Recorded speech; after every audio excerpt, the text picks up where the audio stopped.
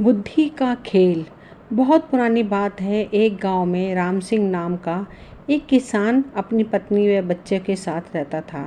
राम सिंह अनपढ़ व गरीब था, मगर अपने बेटे सुंदर को वह पढ़ा लिखाकर किसी योग्य बनाना चाहता था, ताकि उसका बेटा भी उसकी भांति उम्र भर मेहनत मजदूरी ना करता रहे। अपने पुत्र से उसे बड़ी आशाएं थीं। लाखों सपने उसने अपने पुत्र को लेकर संजो डाले थे। वहीं उसके बुढ़ापे की लाठी था। उसका बेटा सुंदर भी काफ़ी बुद्धिमान था। वह गांव के पंडित कस्तूरी लाल के पास जाकर शिक्षा ग्रहण कर रहा था। उसने भी अपने मन में यही सोचा हुआ था कि वह भी पढ़ लिख कर बड़ा आदमी बनेगा और अपने माँ बाप के कदमों में दुनिया भर की सारी खुशियाँ और सारे सुख लाकर डाल देगा। किसान यदि किसी लक्ष्य को निर्धारित कर ले और सच्चे मन से उसे पाने का प्रयास करे तो वह उसमें सफलता प्राप्त कर ही लेता है। ऐसा ही सुंदर के साथ भी हुआ। वह अपनी कक्षा में अच्छे नंबरों से उत्तीर्ण हुआ। सारे गांव में उसकी खूब वाहवाही हुई। अपने बेटे की इस सफलता पर राम सिंह का मस्तक भी गर्व से ऊंचा हो उठा।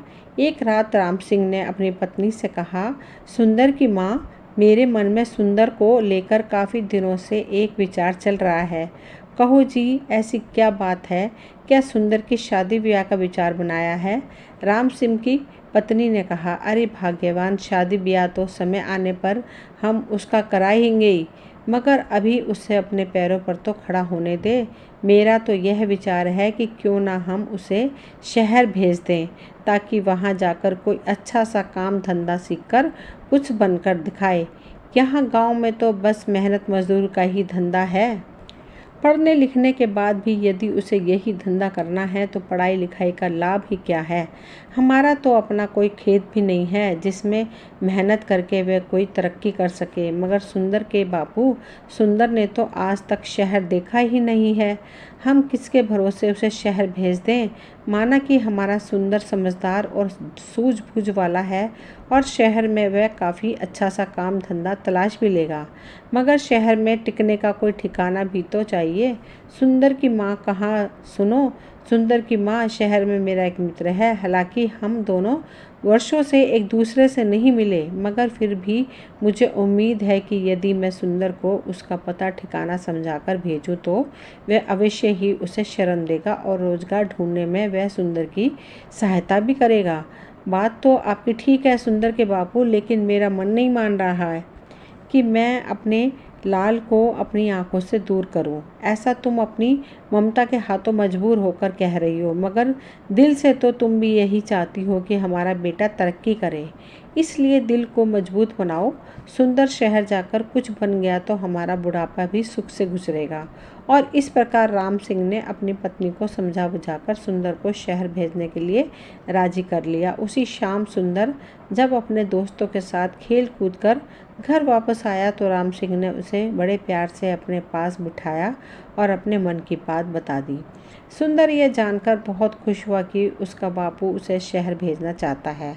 वास्तव में सुंदर भी यही चाहता था कि वह किसी प्रकार शहर चला जाए और वहाँ कोई ऐसा काम धंधा करे जिससे उसका परिवार सदा सदा के लिए गरीबी से छुटकारा पाकर सुख भोगे। अतः पिता का प्रस्ताव पाकर वह बड़ा खुश हुआ और बोला, पिताजी, चाहता तो मैं भी यही था कि पढ़ लिख कर शहर जाऊं, अच्छी सी नौकरी कर कर घर की कमाई में आपका हाथ बटाऊं, मगर कहीं आप मुझे शहर भेजने से इनकार ना कर दें, यही सोचकर मैंने आपसे अपने मन की बात नहीं कही। मगर अब जब आप स्वयं ही मुझे शहर भेजने के इच्छुक हैं तो इससे अधिक खुशी की बात मेरे लिए भला और क्या हो सकती है। मैं अवश्य ही शहर जाऊंगा। इस प्रकार दूसरे ही दिन राम सिंह ने उसे दीन दुनिया की ऊंच नीच समझाई और अपने मित्र का पता देकर शहर के लिए विदा कर दिया। सुंदर काफ़ी सूझबूझ वाला समझदार युवक था। अपने माता पिता के दुख दर्द को वह भली भांति समझता था। वह यह भी जानता था कि गांव में रहकर तो उसका भविष्य अंधकार में ही डूबा रहेगा, जबकि उसकी इच्छा बड़ा आदमी बनकर अपने माता पिता को खूब भरपूर सुख देना था। अतः खुशी खुशी वह शहर के लिए रवाना हो गया। शहर आकर सुंदर की आंखें चुंधिया गईं। खूब भीड़ भड़क्का, सजी सवरी दुकानें, तांगे को का आवागमन, आश्चर्य से वह सब देखता सुंदर अपने पिता के कथित दोस्त से मिलने चल दिया। लेकिन जब वह पिता के बताए स्थान पर पहुंचा तो खबर मिली कि उसके पिता के दोस्त रामचंद्र तो न जाने कब का मर खप गए और अब तो उसके परिवार का कोई भी अता पता नहीं था। यह सुनकर जानकर सुंदर बहुत निराश हुआ और सोचने लगा कि अब क्या होगा। आशा निराशा तो जीवन में चलती ही रहती है, लेकिन सुंदर उन युवकों में से नहीं था जो हताश होकर बैठ जाते हैं। उसमें हिम्मत और आत्मविश्वास कूट कूट कर भरा था। उसने खुद को दिलासा दिया और बोला, निराश होने से कुछ नहीं होगा, अब शहर आ ही गए हैं तो कुछ करके ही लौटेंगे। माँ और बापू ने मुझसे बड़ी उम्मीदें लगा रखी हैं, मैं ही उनके बुढ़ापे की लाठी हूँ। अब शहर आ गया हूँ तो कुछ बनकर ही लौटूंगा। तुझे याद नहीं, गांव में मास्टर जी कहा करते थे, जो लोग हिम्मत करते हैं उनकी मदद खुद भगवान करते हैं। अपने आप को इसी प्रकार हौसला बनाता हुआ सुंदर पूछता पूछता एक सराय में आकर ठहर गया। उसने स्नान आदि से निर्वृत्त होकर थोड़ा आराम किया, फिर किसी नौकरी की तलाश में निकल पड़ा। वह जहाँ भी नौकरी मांगने जाता, दुकानदार उसकी बातचीत करने के ढंग और उसकी सूझबूझ से प्रभावित तो होता, किंतु कोई जान पहचान न होने के कारण उसे नौकरी नहीं मिल पाती थी। इसी प्रकार कई दिन गुजर गए। सुंदर गांव से अपने 7 जो रुपये पैसे लेकर आया था, वह भी लगभग समाप्त होने को था। अब तो सचमुच सुंदर की चिंताओं ने आ घेरा। वह सोचने लगा कि काश शहर में उसकी कोई जानकारी होती तो अवश्य ही उसे कोई नौकरी मिल जाती। एक दिन की बात है, सुंदर थक हार कर एक पेड़ के नीचे बैठा मौजूदा स्थिति के विषय में सोच रहा था। उससे कुछ ही दूरी पर राज कर्मचारी पेड़ की ठंडी छांव में बैठे गपशप कर रहे थे। अनमना सा सुंदर की उनकी बातें सुनने लगा। एक दूसरे से कह रहा था, कुछ भी कह भाई रामवीर, तू है बड़ा नसीब वाला। हम दोनों साथ साथ ही राज दरबार की सेवा में आए थे, मगर तू तरक्की करके राजा जी के खजांची बन गया और मैं रहा सिपाही का सिपाही। इसे कहते हैं तकदीर। तकदीर भी उन्हीं का साथ देती है गंगाराम, जो सूझबूझ और हिम्मत से काम लेते हैं। मैंने अपनी सूझबूझ से कुछ ऐसे काम किए कि महाराज का विश्वास पात्र बन गया और उन्होंने मेरी ईमानदारी देखकर मुझे खजांची बना दिया। नाना भाई, तू जरूर किसी साधु या फकीर से कोई मंत्र वंत्र पढ़वा कर लाया है जो इतनी जल्दी इतनी तरक्की कर ली, वरना मैं क्यों ना किसी ऊंचे पद पर पहुंच गया। भैया तू मुझे भी अपनी कामयाबी का राज बता, गंगाराम ने पूछा। तेरे जैसे लोग इसी चक्कर में रहते हैं कि पकी पकाई मिल जाए और खा लें। अरे भाई मेरे, अगर इंसान में हिम्मत, हौसला, ईमानदारी, साहस और सूझबूझ हो तो वह पहाड़ को खोदकर नदी बहा दे। देख तू वह मरा हुआ चूहा देख रहा है ना? रामवीर ने सड़क के किनारे पड़े एक मरे हुए चूहे की ओर इशारा किया। हाँ देख रहा हूँ, गंगाराम ने जवाब दिया। आने जाने वाले लोग भी उसे देख रहे हैं और घृणा से थूककर दूसरी ओर मुंह फेर निकल जाते हैं। रामवीर भाई, मैं तुमसे तेरी कामयाबी का रहस्य पूछ रहा था, तुम मुझे मरा हुआ चूहा दिखा रहा है। ये क्या बात हुई? गंगाराम, मैं तुझे कामयाबी की बात बता रहा हूँ। सुन, लोग उस मरे हुए चूहे पर थूक कर जा रहे हैं, मगर कोई सूझबूझ वाला इंसान इस मरे हुए चूहे से भी 4 पैसे कमा लेगा। भैया, मेरे अकल का इस्तेमाल करने से ही इंसान कामयाबी हासिल करता है, जंतर मंतर से कुछ नहीं होता। मैं समझ गया भाई। रामवीर निराश सा होकर गंगाराम बोला, तू मुझे अपनी कामयाबी का राज बताने ही नहीं चाहता। खैर, कभी तो मेरे भी दिन बदलेंगे, चल अब चलते हैं। इस प्रकार वे दोनों राज कर्मचारी उठकर चले गए। वे तो चले गए, मगर खजांची रामवीर की चूहे वाली बात ने सुंदर के दिमाग में खलबली सी मचा दी। उसके दिमाग में रामवीर की कही बात बार बार गूंज रही थी। लोग उस मरे हुए चूहे पर थूक कर जा रहे हैं, मगर कोई सूझबूझ वाला इंसान इस मरे हुए चूहे से भी 4 पैसे कमा लेगा। सुंदर सोचने लगा, खजांची की बात में दम है।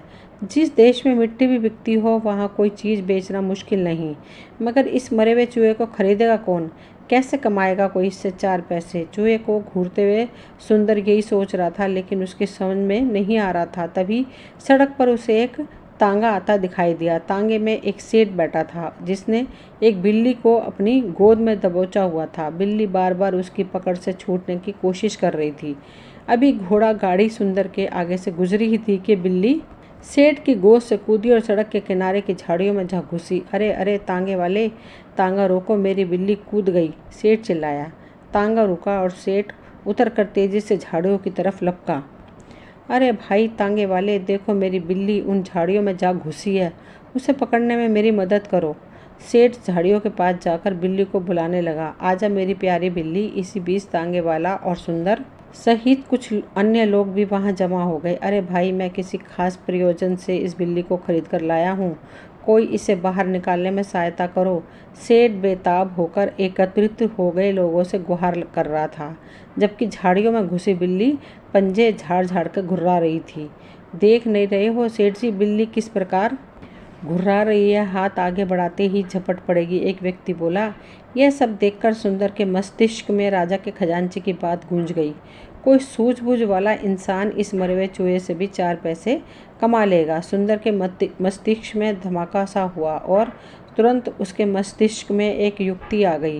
वह सेठ से बोला, सेठ जी, अगर मैं आपकी बिल्ली को काबू करके दूं तो आप मुझे क्या दोगे? सेठ जी ने तुरंत सुंदर की ओर देखा और बोला, भाई तू मेरी बिल्ली को काबू करके देगा तो मैं तुझे चांदी का एक सिक्का दूंगा। चांदी का सिक्का? सुंदर के चेहरे पर मुस्कान आ गई। ठीक है, आप यहीं रुकिए, मैं अभी आपकी बिल्ली काबू करके आपको देता हूँ, कहकर सुंदर दौड़ा उसी दिशा में गया जिधर मरा हुआ चूहा पड़ा था। वहाँ बेटा सुंदर, बन गया काम। उस खजांची ने ठीक कहा था कि यदि सूझबूझ से काम लिया जाए तो इस मरे हुए चूहे से भी 4 पैसे कमाए जा सकते हैं। सुंदर ने मनी मन खुश होते हुए एक रस्सी तलाश की और चूहे की गर्दन में फंदा डालकर झाड़ियों की ओर चल दिया। हटो हटो, सब पीछे हटो। भीड़ को एक और हटाता हुआ सुंदर बोला, बिल्ली अभी बाहर आती। अरे मरा हुआ चूहा, यह तो वहाँ पड़ा था, किसी ने कहा। दूसरा बोला, भाई वाह, इस लड़के ने तो मौके का फ़ायदा उठाकर एक सिक्का जमा लिया। इसे कहते हैं बुद्धि का करिश्मा। ये लड़का अवश्य ही एक दिन बड़ा आदमी बनेगा। लोग तरह तरह की बातें करने लगे। सुंदर झाड़ियों के करीब बैठ गया और बिल्ली से बंधे चूहे को बिल्ली के सामने लहराने लगा। मोटे चूहे को देखकर बिल्ली के मुंह में पानी भर आया। एक नज़र उसने मैत्री भाव से सुंदर की ओर देखा, फिर दुम हिलाती हुई धीरे धीरे सुंदर के करीब आने लगी। सभी लोग उत्सुकता से यह तमाशा देख रहे थे और फिर कुछ ही पलों बाद चूहे के लालच में जैसे ही बिल्ली बाहर आई, सुंदर ने उसकी पीठ पर प्यार से हाथ फेरा और उसे गोद में उठा लिया। और इस प्रकार बुद्धि के प्रयोग से सुंदर ने पैसे कमाए। सेठ उसकी होशियारी से बहुत प्रभावित हुआ और उसे नौकरी पर रख लिया। धीरे धीरे समय बीता। सुंदर की होशियारी की खबर चारों तरफ फैलते फैलते राजा तक भी पहुंची। राजा ने उसे राज दरबार में बुलाकर मंत्री पद के लिए नियुक्त कर लिया। जब यह बात सुंदर के पिता तक पहुंची तो उन्हें बहुत गर्व हुआ और खुशी के आंसू आंखों में भर आए। रोते रोते उन्होंने अपनी पत्नी को बताया कि सुंदर ने उनके सारे सपने पूरे किए। फिर सुंदर अपने माता पिता के साथ खुशी खुशी रहने लगा। दोस्तों, ये कहानी यहीं तक थी। मुझे उम्मीद है आप सभी को पसंद आई होगी। अगर पसंद आई हो तो प्लीज़ लाइक शेयर सब्सक्राइब करें। मिलती हूँ अगली कहानी में, तब तक के लिए थैंक यू।